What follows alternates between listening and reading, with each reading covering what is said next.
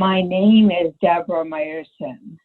In 2009, I began lectures at Stanford like this: confident, strong, and casual. I encourage students to explore topics like gender, race, diversity, and identity. My name is Debra Meyerson. In 2011, these words came out weak and difficult to understand. My stroke robbed me of all speech. My name is Debra Meyerson. Singing still helps me unlock my words. Who is Debra Meyerson now? I am alive, and for this I'm grateful and lucky. Many things have changed. I live with disabilities. My right hand doesn't work. I walk with a limp. My speech is really difficult. But some things haven't changed. I cherish the same values, love the same family, work with the same determination. Losing my old life is the hardest part of my stroke. Rebuilding my identity is a stroke survivor. It was with disabilities is the hardest part of my recovery. I love to teach. So here I go. How do you describe, who are you? How do you describe yourself? Think about it for a minute. And I'll just chime in that if we were doing this with you live, we'd probably ask you to turn to the person next to you and talk about that for a second. And maybe if you've got a piece of paper or just a place to take notes on your computer, jot down a few words about how you'd describe yourself if somebody asked you that question. Would others say the same thing you said?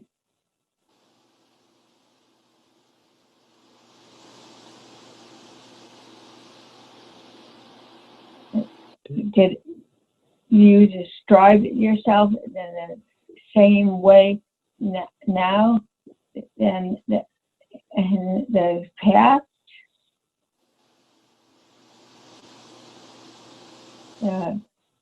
Did you describe yourself then you're the lens of what you do, how you act, what you care about?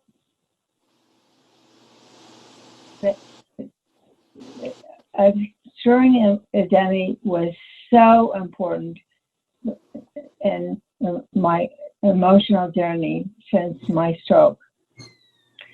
4 things about identity is really important. We all have many identities. I had to remember that I am more than a job at Stanford. I'm a mother, a wife, a daughter, and a friend. I love sports. I had to think about how all the things it makes me me. Identities change. We are changing all the time. Right before the stroke, I was the same, not the same person I was 4 or 5 years before. My stroke changed me faster, but I am changing anyway.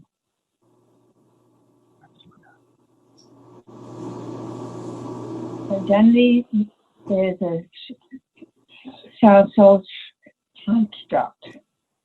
We are in the context of relationships. My relationships, my friends and family were key in rebuilding my life.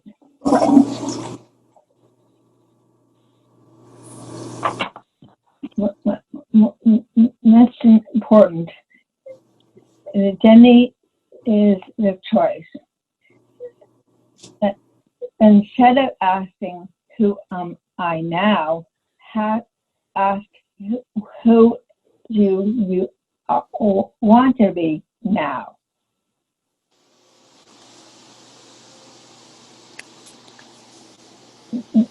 Your sense of self, your identity is strongly affected by your situation, your race, gender, ethnicity, social status, and more.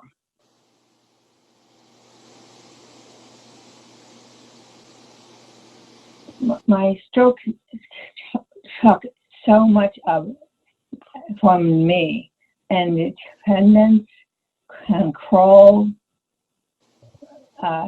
my career, and so much more. But I had to get, to me, I was the same person. So I had to get my capabilities back. For 3 years, I worked my ass off. Hardest job I ever had. With all this work, I still didn't regain all my capabilities. I couldn't be a professor, Stanford professor anymore. My aphasia, my speech didn't let me do a job. Losing tenure was a huge blow. What I do now? Who am I now? 3 years after my stroke, my identity crisis began.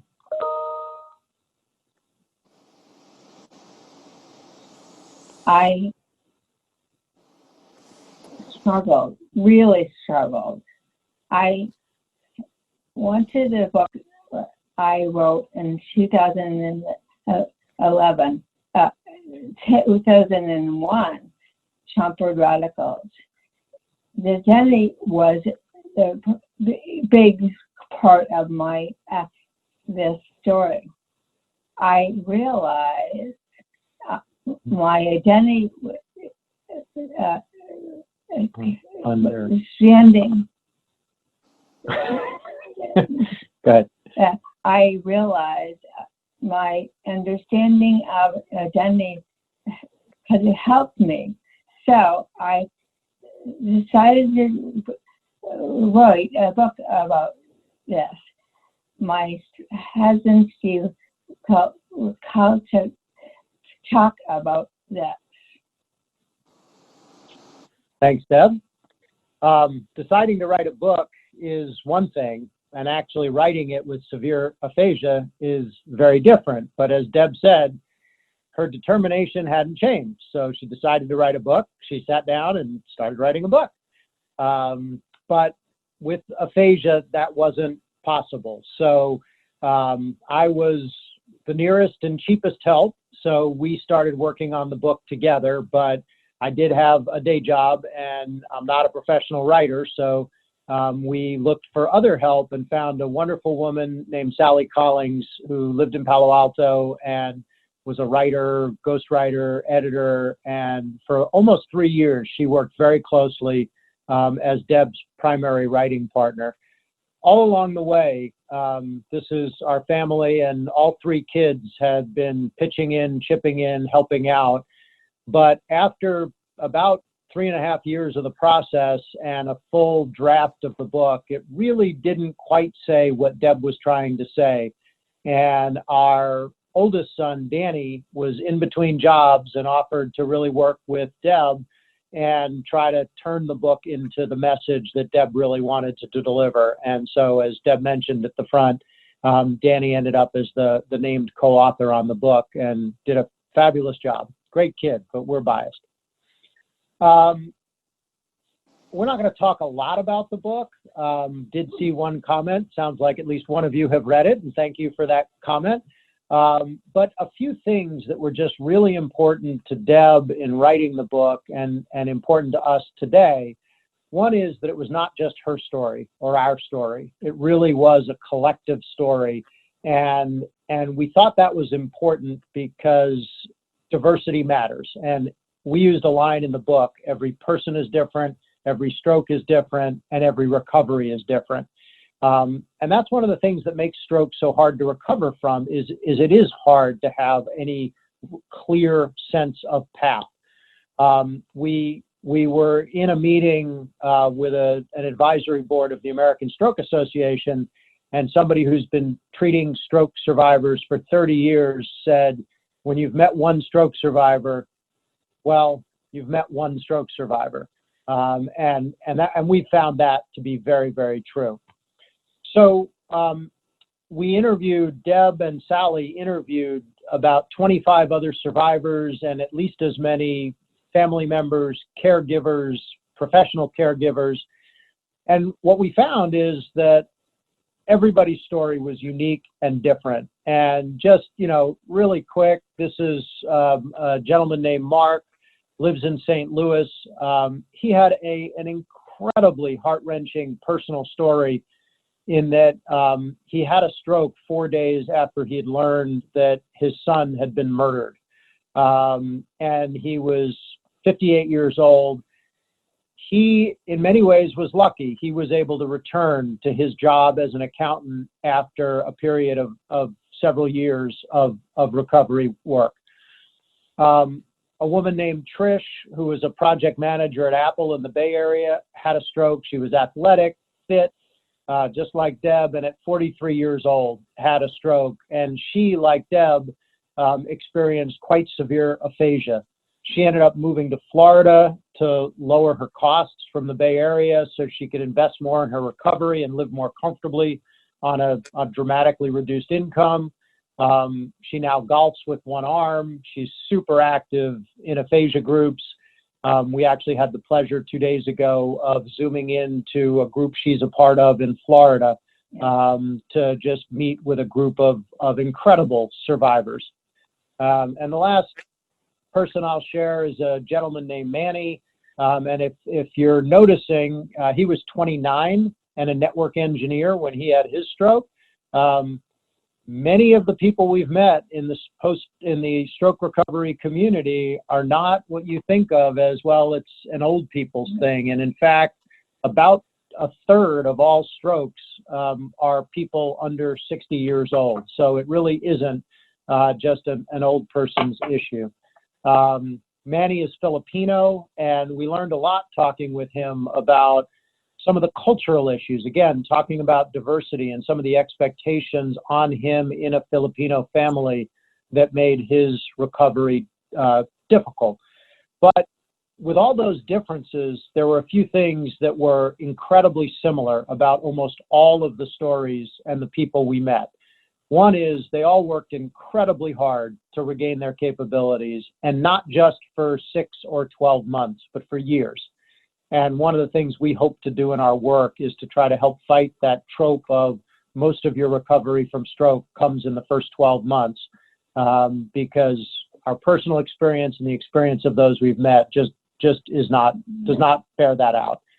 The second, and really what drives our work, is that none were proactively offered any resources or conversation about what we now call the emotional journey. A little bit dealing with emotional issues, depression and things like that. But in terms of recognizing that part of the recovery process needs to be this emotional journey to rebuild your identity and your sense of self and what kind of life you want to build, was not there for really any of the people we interviewed. One other thing that we bring out in the book, and anyone who's taken Intro to Psych will have seen this, but Maslow's hierarchy of needs. And this was used to describe what, and there's some debate about this, but whoa, I just got an echo. Are y'all hearing an echo, or is it okay, Vince? You're still good. You're Okay, coming in clear. Great. That this was put forward as for people in general, that there is this hierarchy of needs, and if somebody doesn't have the basic needs fulfilled, they're just safety and their physiological needs, it's hard to focus on anything else. You have to focus there.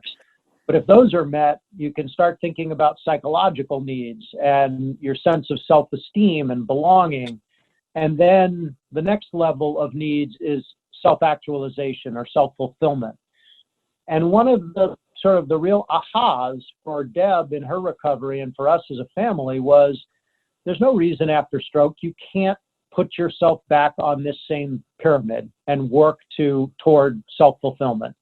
And that's been a big part of our work together and as a family.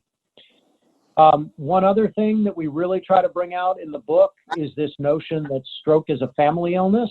It's not just the survivor who's impacted. We borrowed this phrase from a woman named Leora Czerny, who founded a wonderful intensive aphasia program at the Shirley Ryan Ability Lab in Chicago. Deb had the good fortune to be able to attend, or we did. And in her first presentation to the group of family members who were asked to be there to support a loved one, she started that presentation with a slide that said, "Stroke is a family illness." And she was really trying to drive the point home that stroke affects everyone in the family. We've taken that even a little further to say that it's not just that a family member is affected, but the family members actually can go through the same kind of identity crisis and need to rebuild identity as the stroke survivor themselves.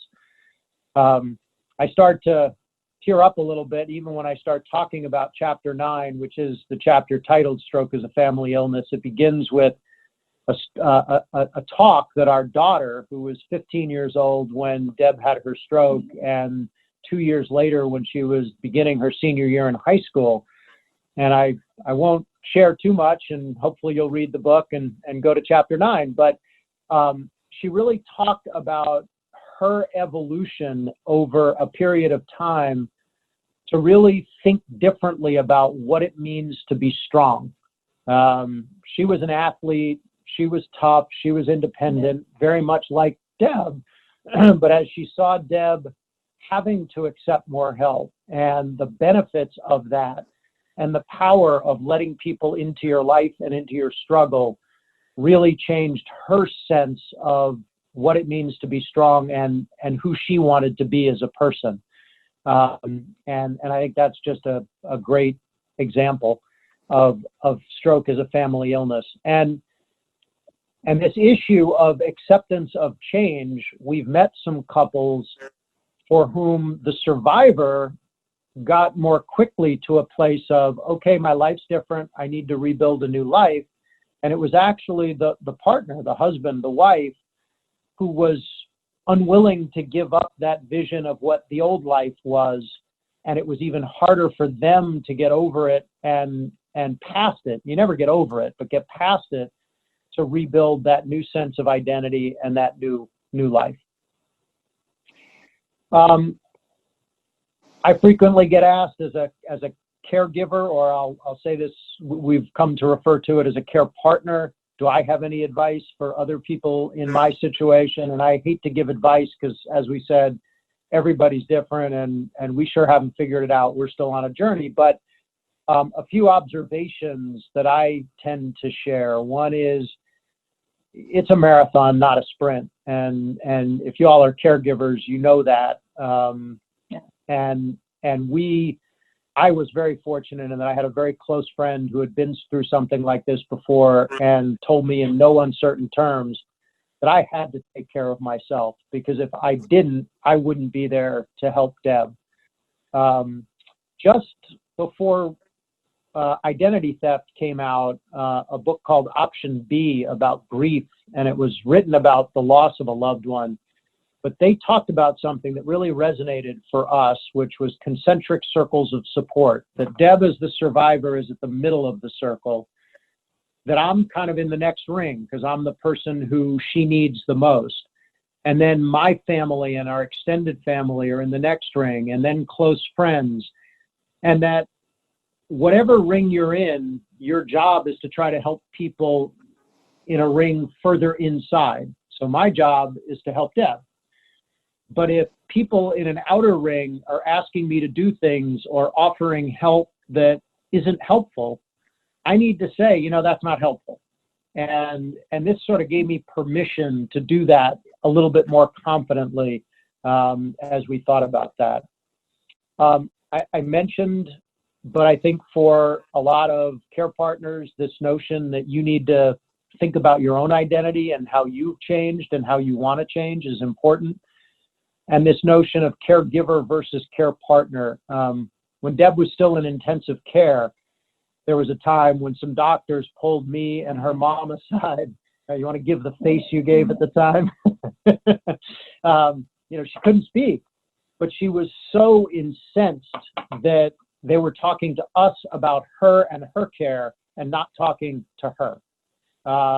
And throughout our recovery, trying to think about my role, not as a caregiver, which sort of implies a one-way relationship, but as a care partner has been very helpful.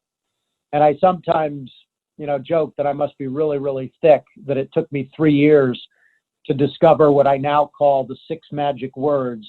But it's really hard to know when Deb wanted help. Sometimes I'd give it and she'd get mad at me because she wanted to do it independently. And sometimes I wouldn't give it and she'd get mad at me because I wasn't helping her when she clearly needed help. And I finally realized that if I just said, would you like me to help? Those are my 6 magic words, that it fundamentally changed our dynamic for the better. So I share that.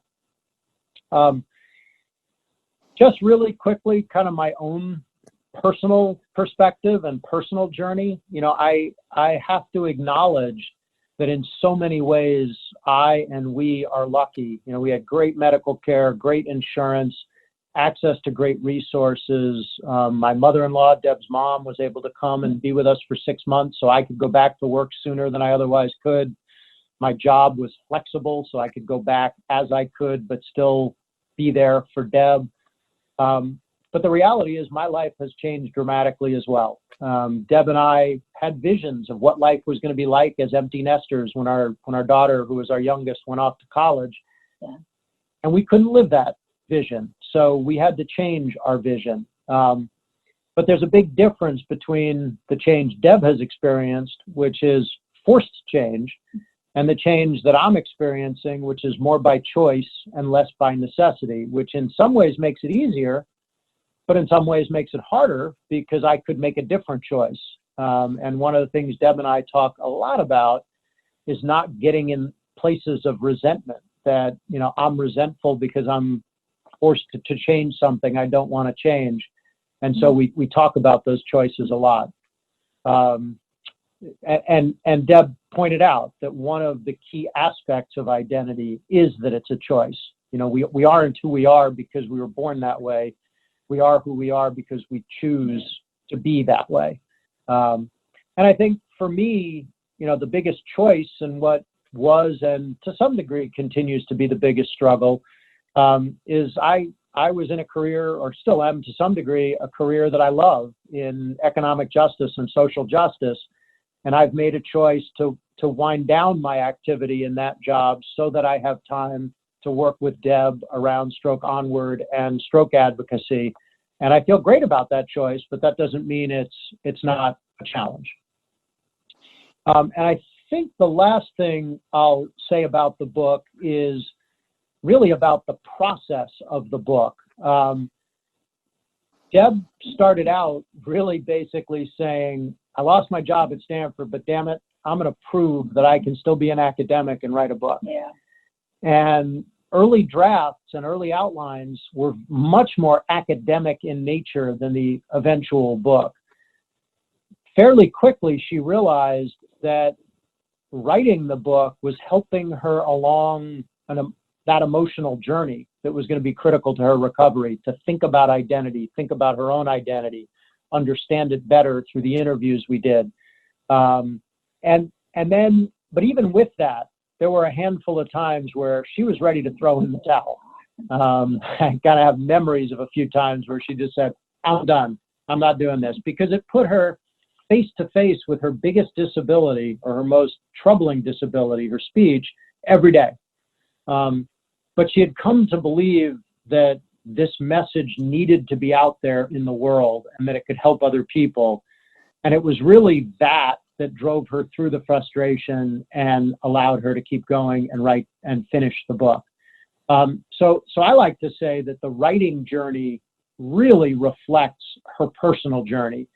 And I think part of why we're doing what we're doing with Stroke Onward is that very few stroke survivors are going to be academics who did work around identity and are going to go on a 5-year journey writing a book.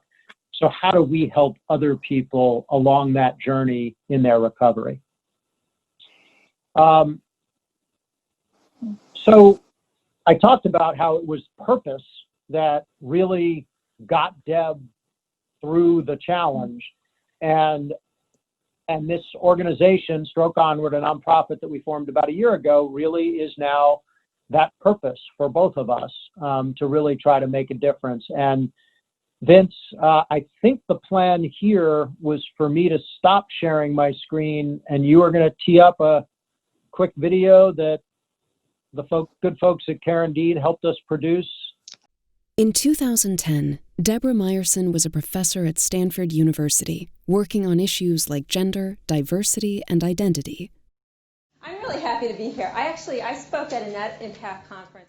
She was also a happily married mother of 3, healthy, fit, and athletic. Then, a severe stroke nearly killed her, leaving her paralyzed on the right side and with no speech at all.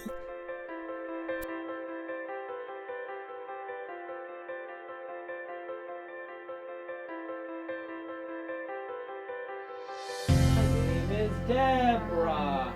My name is Debra.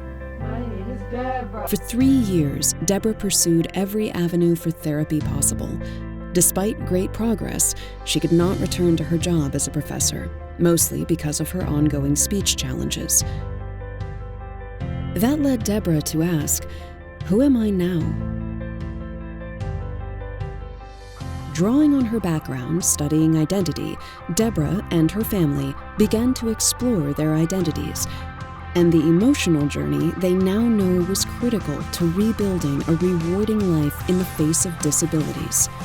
That was an integral part of the 5-year process to write Identity Theft, Rediscovering Ourselves After Stroke.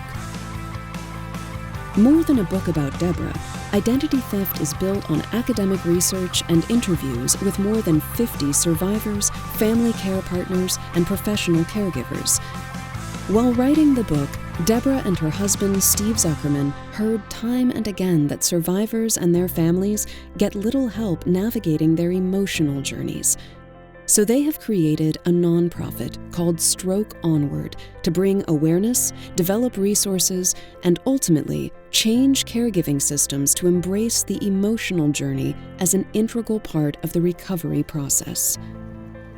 Deb and Steve are adapting their life personally and professionally to continue enjoying what they love, and by building Stroke Onward, trying to make the stroke recovery system better for the millions who will, unfortunately, be forced onto that path in the years to come. Please join us to learn, collaborate, and create a better healthcare system together.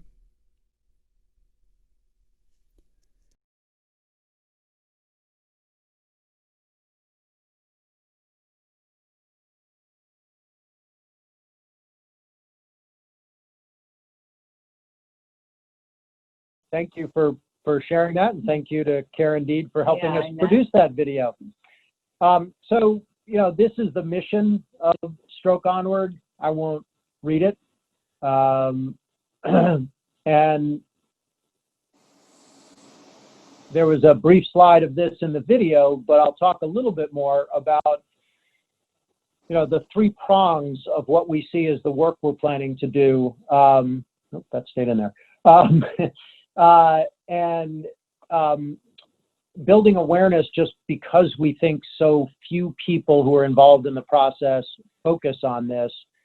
Developing and sharing resources. We're working on some things now, creating discussion guides for the book. We're also very early in the process of trying to create an award or scholarship or grant program to really find, celebrate, and encourage more research and practice innovation in this area. And then on the kind of influencing caregiving, we've got two pilots underway at MGH IHP, which is an affiliate of Mass General in Boston, and then the Boston University Sargent School. And I'll talk a little bit more about that in a second. American Heart Association and the American Stroke Association. Yeah, Deb's reminding me that we sort of had a really nice development in that we just published on the American Stroke Association website as part of their Stroke Connection series an article about this work, and we've been given an opportunity to do that about every other month for really trying to bring awareness to this issue of the emotional journey in what is probably the largest audience of people who are thinking about stroke recovery. So let me go. I'm going to skip that one. This is the pilot we're doing at BU, where we had a group of both faculty and students, and these are mostly speech therapy, but also occupational therapy, and the students were in speech therapy, but the faculty were across different disciplines that treat stroke.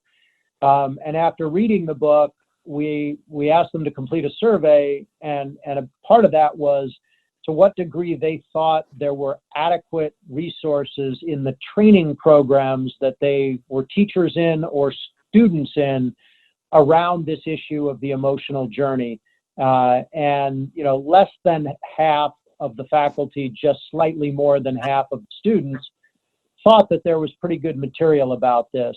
But all, except I think one person in both groups, felt that adding something like identity theft or the content in a different form would be beneficial. And you can see some of the quotes of the graduate students and why they thought that would be important to their training. So one of the ideas we have is to try to make this topic more standard in the degree granting programs of professionals that will be coming out and working with stroke survivors and their families.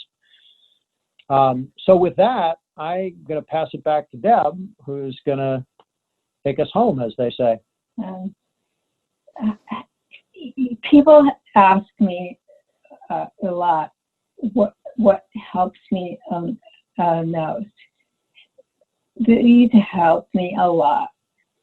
Look forward, but take time to accept your my loss. focus on small wins. They add up. They help me rebuild. Recovery means focusing on the most important things in life, not regaining my old life.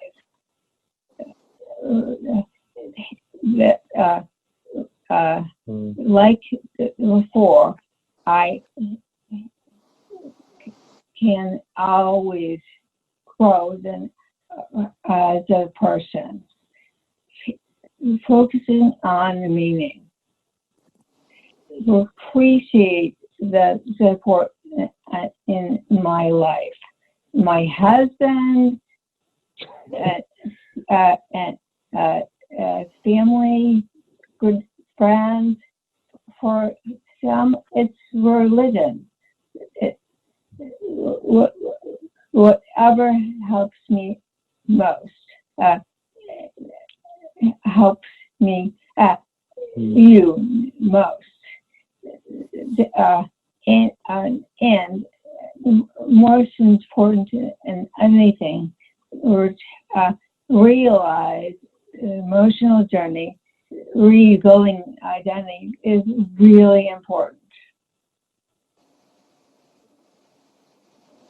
My journey is full of challenges. I'm building a different kind of career. I have new limits, but I am, again, an active mother, partner, and athlete. I am still rebuilding my identity and rebuilding my life. So, who am I now? I'm a stroke survivor. I am frustrated, really frustrated, but I am lucky to be alive. I have great support. I am building a different kind of life, but and I have purpose again. I am committed to helping other survivors and their care partners.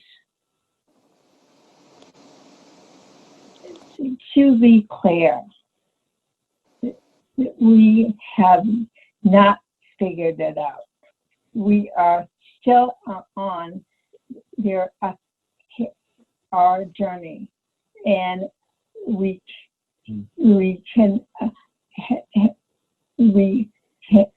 will be for life.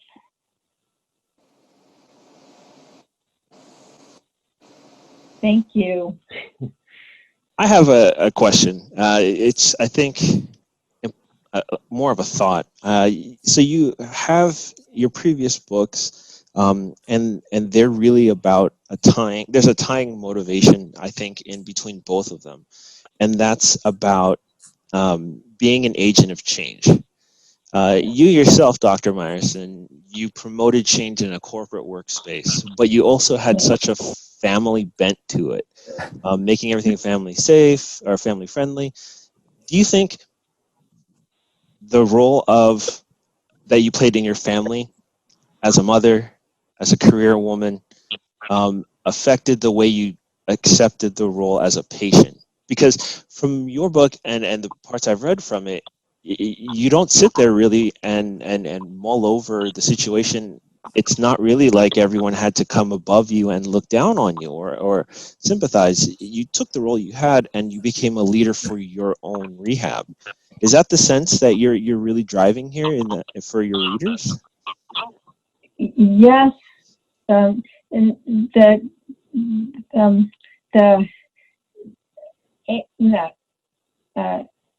10 years ago, I have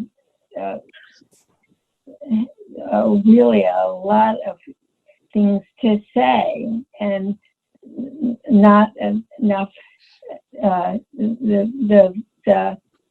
The phase is really difficult.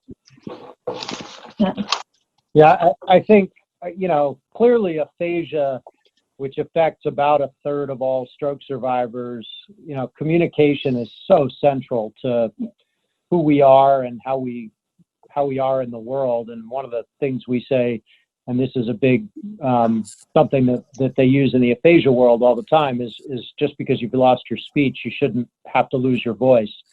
And so I think, finding ways to bring those voices to the table.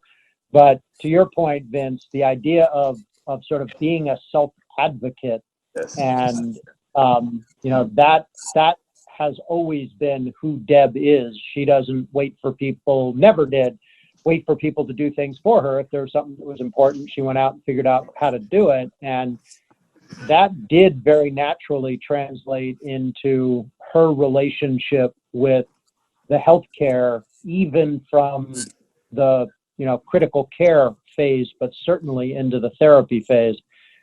And that is one of the messages that we try to get across, is that here we go. Now we're getting to see some people. That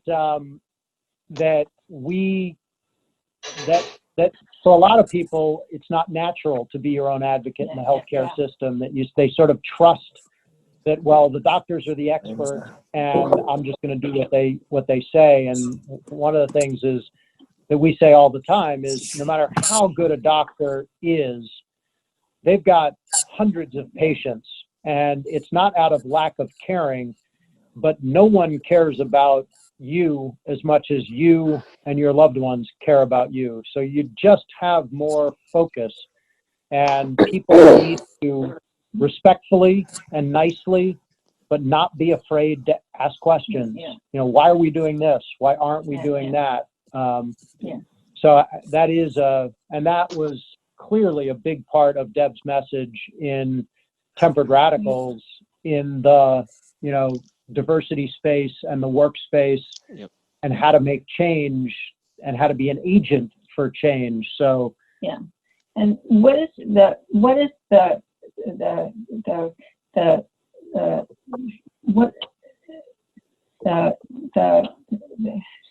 person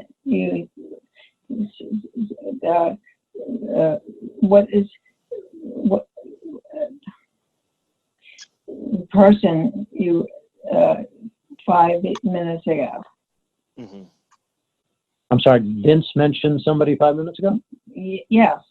No, the person you asked.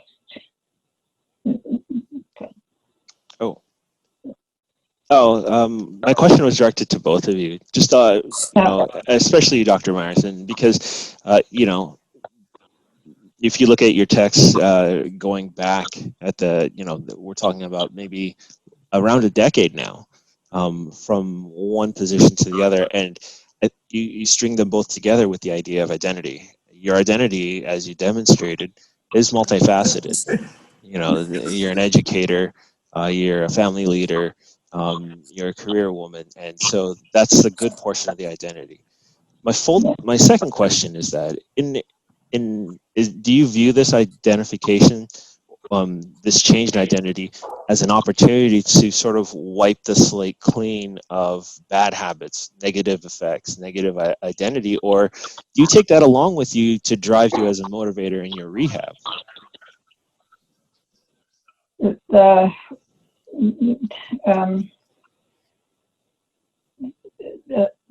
I'm frustrated, really frustrated, and I am energetic. It's really not two sides of this same coin. Okay. And maybe adding to that a little bit.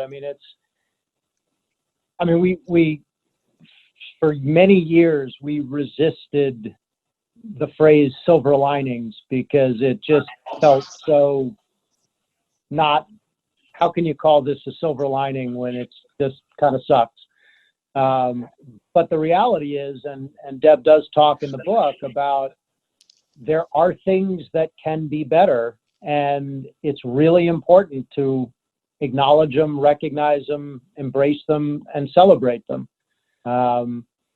You know, Deb laughs more after the stroke than she did before the stroke. I think partly because some of the intensity of her life as a mother and a partner and a professor at an elite institution, that pressure was there was a lot of pressure. Yep. And so there was sort of a sense of forced relaxation. And you know, as Deb, ironically, as Deb has gotten better and is doing more, some of that intensity comes back. And one of the things we talk about is, but didn't it feel great when you did feel more relaxed? How do we hold on to that? So to your point, I think, yes, there's a goal of trying to hold on to some of those good things and wipe the slate clean, as you say. But that's also hard to do. Okay. There are a couple more messages here in the chat. A lot of fans of the book. Renata Riley Buffington definitely recommends it, and a lot of thank yous from Laura, Vanessa, Den, Renata as well. She definitely is an advocate for your journey, as well as your initiative, as well as we are here at Care Indeed. We love everything about your initiative. We definitely like the idea of bringing empathy into the clinical space because, you know, bedside manner isn't exactly empathy or sympathy. Yeah. So thank you guys. And the book, the stroke is really a nice focus, and three of the three others is Well, yeah. Three of the people we interviewed for the book were different traumas. One was a traumatic brain injury patient, one with ALS, and one with MS. And one of the things we do hear a lot is, you know, this journey, this identity, this emotional journey issue is not just to stroke. It's anybody who's gone through any kind of a life-changing event, other health problems, or we've even been asked to speak and have spoken at a couple of retirement homes, and just people who are experiencing that, hey, I can't do the things I used to do, so who am I now? And what kind of a life do I want with fewer capabilities? So clearly in the context of Care Indeed and the work that your staff does to take care of all kinds of different people who just need help for some reason, just because we wrote about stroke and we decided to really write about stroke and not broaden the message because we felt that's where we had credibility, having lived that story. But we do believe and hope that the book is relevant to a much, much broader audience. That's great. Yeah, we definitely hope that your book and everything you guys stand for reaches out and has that impact where people are more open to sharing their experiences, both good and bad, because definitely the more information we have, it can all be distilled down to universal truth. So, again, Dr. Meyerson, Mr. Zuckerman, thank you so much. Again, the book is Identity Theft, written by Debra Meyerson and Danny Zuckerman. The initiative is Stroke Forward.